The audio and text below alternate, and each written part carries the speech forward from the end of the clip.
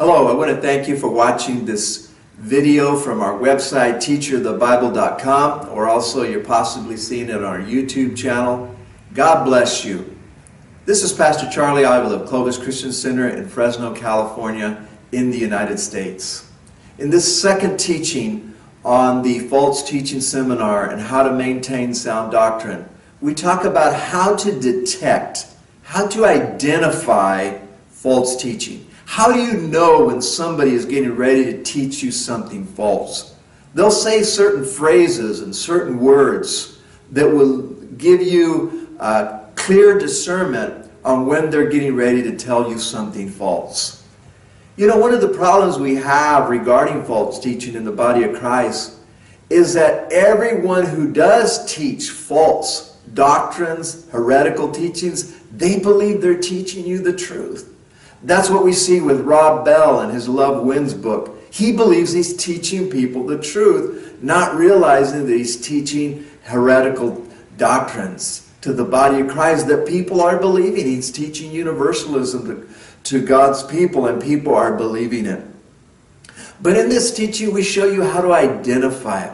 We show you the fruit that it will produce. Jesus says you're going to know them by their fruit. What kind of fruit does false teaching, what kind of fruit does heretical teaching produce? And so this is going to be a very important lesson in this seminar because it'll help you to identify a false teacher and how to detect false doctrine. So let's now go into the service that was delivered at the Central Valley School of Ministry, and let's hear this message on detecting false teaching. God bless you as you hear the Word of God taught. Amen.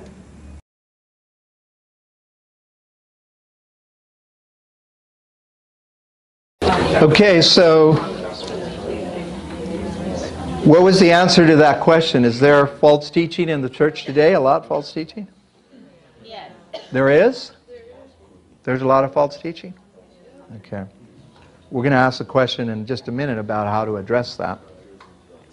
So let's go to the second here section. Detecting and identifying false teaching. Detecting and identifying false teaching. So I want to tell you and hopefully help you to discern how to know when somebody is teaching you what's false. They're going to say certain things, phrases that are going to be flags for you. Say, hey, wait a minute. This guy's getting ready to say something that's way off the wall. And so I want to give you that understanding. I want to ask you, what is this? What is it?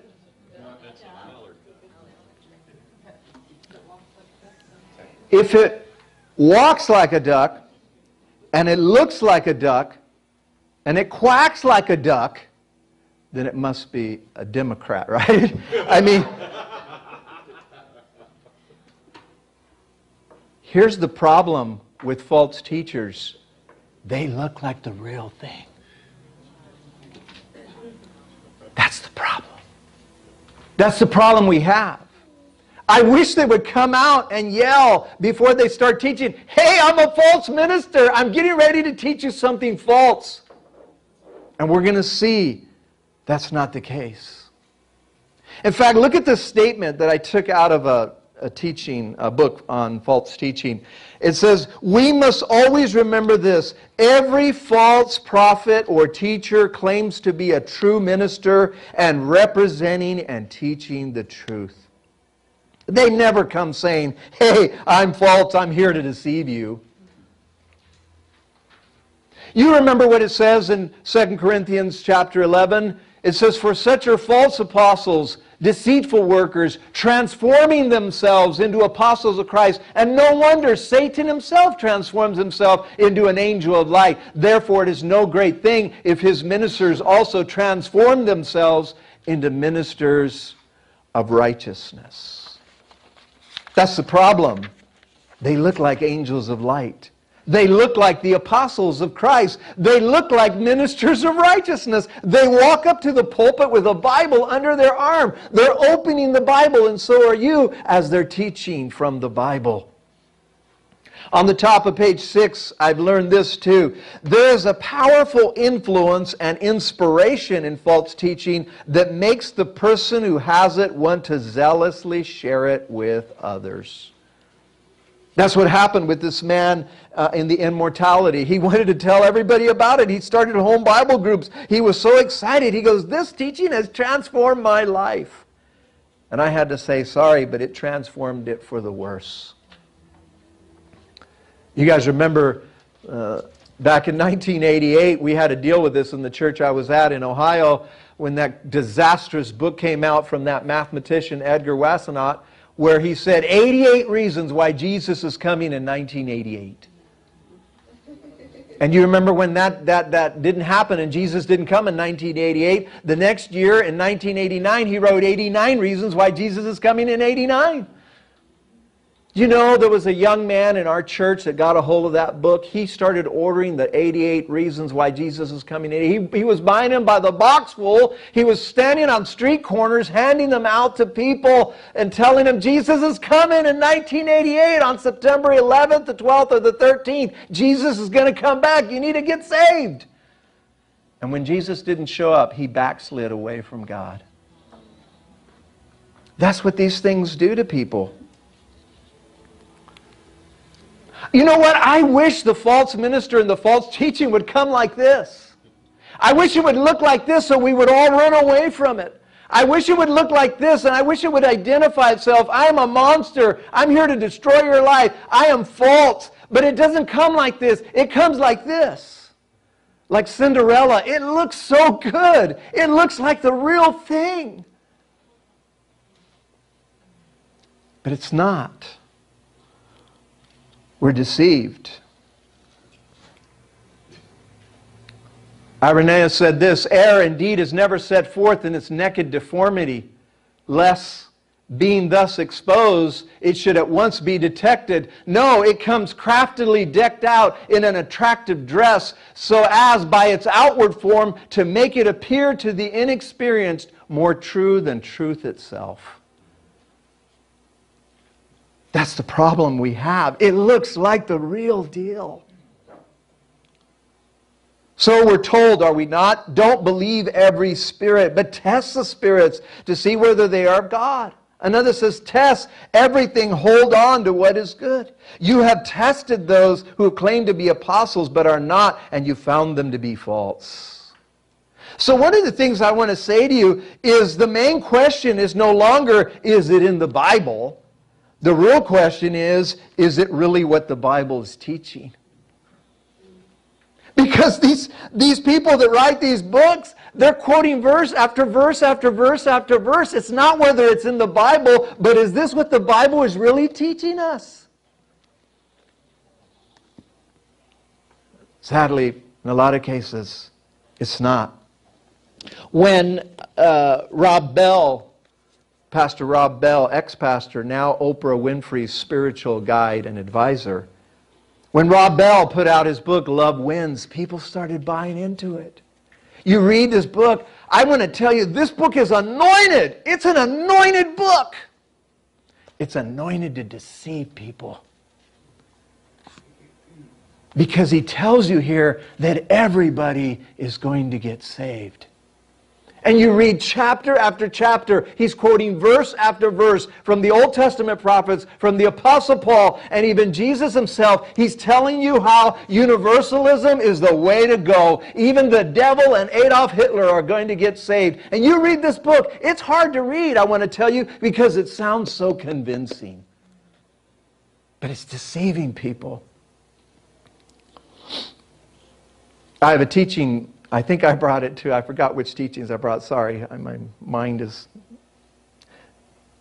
It's age. I'm thinking it's age. But I brought a teaching, I believe, called You Are Gods, which a lot of people were preaching, especially in the Word of Faith movement. Creflo Dollar, Joyce Meyer, Jesse Duplantis, they were preaching this. I mean, Creflo Dollar wrote a book on it, that you can be a little God. And people were buying that left and right. They were selling it on TVN. You can be a little God. What did he do? Quoted from John 10, quoted from Psalm 82.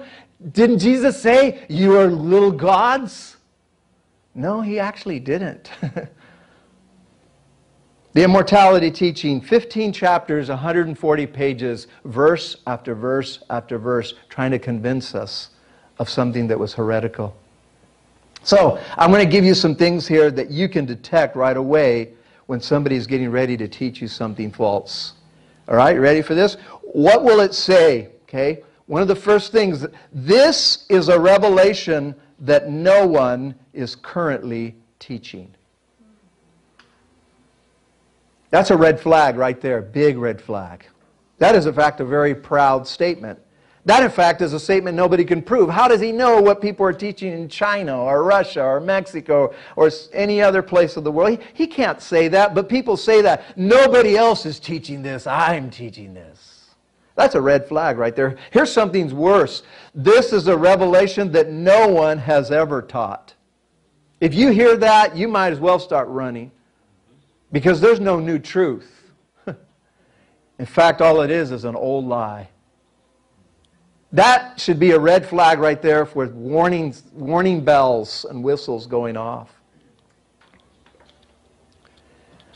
Kobos van Runsberg said this. He's the one that made this statement, actually. He says, this is a new revelation revealed only to this last day generation. That's why the early church never knew about it. That's why you don't see it in any of the early church creeds. That's why you don't see it in the Reformation teaching, because it was only for this last day generation. We have this revelation. I want to tell you, they're getting ready to teach you something false. And that's what Kobos did. He said, in 1986, the Lord gave me this revelation that if we just have enough faith, we could live forever in this mortal body. And I wish we would have done that with our eschatology too, by the way. In the 1800s, John Nelson Darby and the Plymouth Brethren said, Jesus is coming secretly. What? Jesus is coming secretly. People opposed that teaching. They came against it. Many famous ministers came against that Jesus was coming secretly. No, John Nelson Darby said he's coming a second time and then a third time. He's coming the second time to take away the church so that he can then deal with the Jews. And then he's coming a third time at the end of the age. Do you know what? For 1,800 years, that was never in any creed, any doctrinal statement of any church ever, that Jesus was coming secretly. Did you know that? But John Nelson Darby, when they confronted him, they said, how come you're teaching a secret coming of Jesus, a secret rapture? Why are you teaching it? You know what he said? He said, because this is an end-time revelation only given to us at this hour.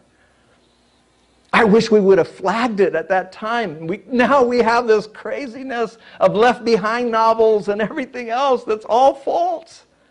I better not talk more about that because that's going to get me in trouble right now. But study the history of it. It was never there. It's not in any creed. It's not any ancient creed. No doctrinal statement for the first 1,800 years of church history mentions a secret coming of Jesus. And yet people preach that left and right today.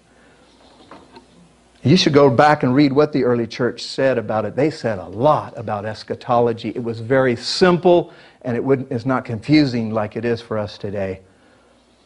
Another one is, everyone else is teaching false doctrine in this area. We're the only ones teaching the truth in this area. That exclusivity of doctrine, where we're exclusive. We're the only ones that know. In fact, there's a book here called Angels of Deceit, where they study different cult groups that have come around. One of the first things that they say right up front that's a sign of a cult is when people start telling you, we're the only ones that have the truth in this area. When somebody starts telling you that, you either go confront them or run out the door as fast as you can, because they're going to tell you false things. There was a church here that we had to confront over on Tulare near Clovis Avenue, where they were teaching a doctrine that they said that they were the only ones saved, and they were the only ones that were believing in this doctrine. And they said, you don't have to live, once you receive Jesus, you don't have to live with sin anymore. And they were quoting 1 John 3:9, he who is born of God no longer sins. And so one guy, the main pastor, said, I haven't sinned in 40 years. And they believed that, and they believed they had the end-time revelation on it. They were teaching this right here down the street, not very far from here. When somebody starts telling you that, just start running. That's what I say. There's a certain strangeness to it. Hebrews 13:9 says, "Do not be carried about by various and strange doctrines." Do you remember this guy, William Brannon? He was one of the faith healers from back in the 50s, 60s, very well known, passed away in 65. He taught this. He wanted to show how great he was. At one point, he started out very humble, but then when they started doing a lot of signs and wonders and people started coming to his meetings, it started getting to him. And he goes, if you look at Abraham's name, the last 3 letters of his name are H-A-M, and it has 7 letters, the number of perfection. Now, Billy Graham also has H-A-M, but it only has 6 letters. That's the number of man. But if you look at my last name, Branham, it has H-A-M, the same number 7, a number of perfection. And he wanted to use that as a confirmation of why he was the last day prophet and minister of God. Does this sound strange to you? This is strange.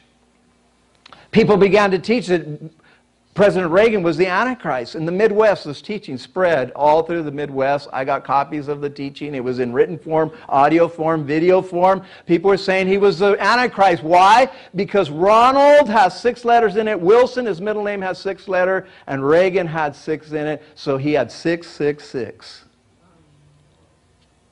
He's the Antichrist. He's not the Antichrist. There's a certain strangeness to it. Now, I just got this, by the way. The Donald Trump version. You guys got this book yet? You guys can have this book if you want. You can take it with you. God's Chaos Candidate. Popular book. Somebody handed it to me when he got elected. They go, Pastor Charlie, you've got to read this book. And I said, why? He says, because he's the 45th president of the United States, and God showed this author to go to Isaiah 45. Do you see all this interpretation that they're doing? To show why he's God's anointed. Now, he may be God's anointed, I don't know, but don't write a book about it saying because he's the 45th president, and you go to Isaiah 45 and you look at how God anointed Cyrus, and now he's God's anointed. Can you see the strangeness of all that? But people are zealously buying these books. I got this book for free. Thank God I did. They handed it to me. Do you need to read this? This is the latest revelation. No. It's not the latest revelation. The false teacher, this is very, very important, by the way, will not quote, he'll quote no one except himself. When he's teaching you something, he can't cite any historical thing. He can't cite any other minister, any other commentator. He can't do that because nobody else believes what he believes. This, I believe, is a critical test. We had a man in our church years ago. He wrote a book on the end times, and he wanted me to read it. And so I just kind of read through it just a little bit, kind of highlighting it, see what he was talking about. And oh, man. And I went back to him. I said, brother, who else believes what you believe?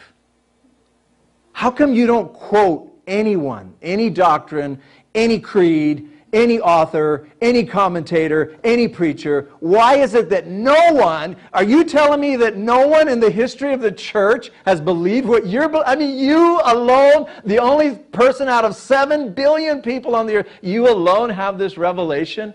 And he sat there in stunned silence. Because if you, or your church, or your group, or your thing, believes something and nobody else has ever believed it, you got to know it's false. What's the root problem? The root problem is an unteachable spirit is the root of all heresy.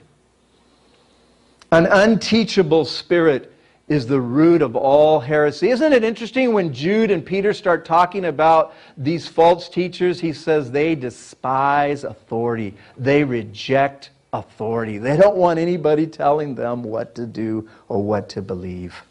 We use the example of Edward Irving. Man, when he first started out, he was right on track. Some of his messages were very powerful. He taught very powerfully in the Church of England and in the Church of Scotland. He was a very man who was initially very used of God. But then when he started preaching a heresy about Jesus out of Romans 9, and his elders of the church started confronting him, and the presbyters of his church started confronting him, right away he says, oh, that church that I used to belong to, it's the most wicked of all of God's enemies on the face of the earth. Don't tell me what to believe. He died at a very young age as a heretic, preaching what he thought was true. There are people that can't receive teaching, but they want to teach others. That's a real warning sign. If you're not willing to receive teaching and submit to authority, you have no right then to teach other people and to be an authority. Galatians 4:16. Here's a very important point. A corrupt lifestyle leads to corrupt teaching. Oh, you got to write that down. A corrupt lifestyle leads to corrupt teaching. Isn't it interesting that 10 verses in the New Testament that deal with false teaching and false teachers use the word corrupt and corruption? You just need to look at 2 Peter and Jude when they start talking about the false teachers and describing who they are. It's corrupt and corruption. When Don Basham wrote the book True and False Ministers, he interviewed hundreds of ministers who had fallen into sexual immorality and fallen. I mean, they were pastors who had fallen. He went and interviewed them. And one of the first things that he observed was the minute they started living in ungodliness, they started teaching what was false. Why? Because if you're walking in darkness, you're going to speak out of that darkness. And when brothers and sisters, do we have to look at all the recent ministers who have fallen because of this, and they're teaching what is false to the people? One of the early church fathers, Gregory of Nazianzus, said this: the state of one's spiritual health and devotional well-being distinctly influences one's ability to interpret Scripture correctly and communicate its truth faithfully. A diseased spiritual life cripples our ability to comprehend and preach divine truth. Brian Chappell says this in his book on Christ-centered preaching: the quality of one's preaching is linked with the quality of the preacher's character and conduct. True character cannot be hidden, although it can be temporarily masked. Character oozes out of us in our messages. Just as people reveal themselves in conversations by their words and mannerisms, we constantly reveal ourselves to others in our preaching and our teaching. So your heart has to be right in order for the message to be right, because there's always a spirit that comes behind, and hopefully what we're preaching is with the Spirit of God. At the heart of all false teaching and deception is pride. This is the nature of the devil. You know what? We can never defeat the devil if we have the same nature as he does. 1 Timothy 6, if anyone teaches false doctrines, he is proud, knowing nothing. True ministers are humble. False ministers are arrogant, proud, and self-willed. 2 Peter 2:10. The true come to serve. The false come to be served. True teachers teach that godliness is gain. False teachers say that gain is godliness. True prophets restore families. False prophets divide families. True shepherds feed the flock. False shepherds feed only themselves. What will it produce? Well, we know what false teaching, it causes strife, division, confusions, arguments. That's what Paul said in 1 Timothy 6 and Romans 16. He says, if anyone teaches false doctrine, he is obsessed with disputes and arguments over words from which come envy, strife, reviling, evil suspicions, useless wranglings of men. You'll know them by their fruit. Another thing is that it will produce a rising up and a drawing away. That man, we've seen several people begin to teach false things in a church. Suddenly disciples go after them, follow after them, join them, and they follow away from the church and the true shepherd in God's house. It says there, Gamaliel said this in Acts 5. Some time ago, Theudas rose up claiming to be somebody. About 400 joined him. after this man, Judas of Galilee, rose up and drew away many people after him. In Acts 20, Paul told the elders, he says, even from among yourselves, these elders, these men will rise up speaking perverse things to draw away the disciples after themselves. So you see somebody rising up in a local church and suddenly a lot of sheep are following them. Maybe they're teaching what is not right. The last comment here, and we'll stop here. What will it be about? Almost always these false teachings deal with the nature of Jesus. The incarnation, the resurrection of the nature of Jesus, his humanity, his divinity. All cult groups have the nature of Jesus wrong. Every cult group. Mormons, Jehovah's Witnesses, Christian Science, they all have Jesus wrong. The early church fathers battled these very areas. The incarnation, the very nature of Jesus, his divinity, his humanity. So I want to say it as a key point. Most false teachings have something wrong regarding the person, the nature, and the character of Jesus, of Christ, of Nazareth. Why? Because he is the truth. He is the truth. So they're going to get him wrong if they start going wrong. I like what somebody said about false teaching and cults. They're plus or minus Jesus. They either add something to him that's not of him, or they detract something away from him that is in him. So it's plus or minus Jesus.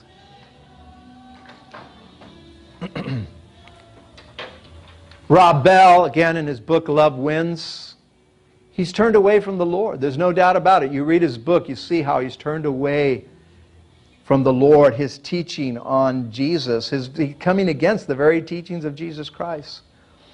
1 John 4 says, every spirit that confesses that Jesus Christ has come in the flesh is of God. And every spirit that does not confess that Jesus Christ has come in the flesh is not of God. The incarnation is critical to our understanding of the truth. Strange, distorted, confusing end-time teachings and scenarios. You guys know that Herbert Armstrong, Worldwide Church of God, he said God was working in 19-year cycles. Charles Taze Russell from the Jehovah's Witnesses, God was working in 115-year cycles. They're always date setting. Anybody who's a date setter, you already know he's false. He's going to tell you when he's coming. Remember Harold Camping? You guys remember him from the Bay Area?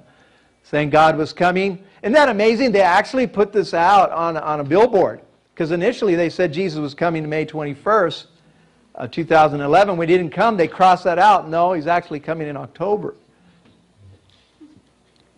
Do you know gullible Christians, over the time period of 2005 to 2009, they gave $80 million to this ministry. $80 million to a guy who was a date setter trying to tell us when Jesus was going to come. Okay, this question, we'll go ahead and take a break here. Within your group table there, can you name a teaching that you are convinced is false? What is the teaching about? Okay, we're going to take a short break. The last session here won't take as much time, so this was a little bit longer. Okay, talk among yourselves. Can you name a teaching that you're convinced is false, and what is that teaching about?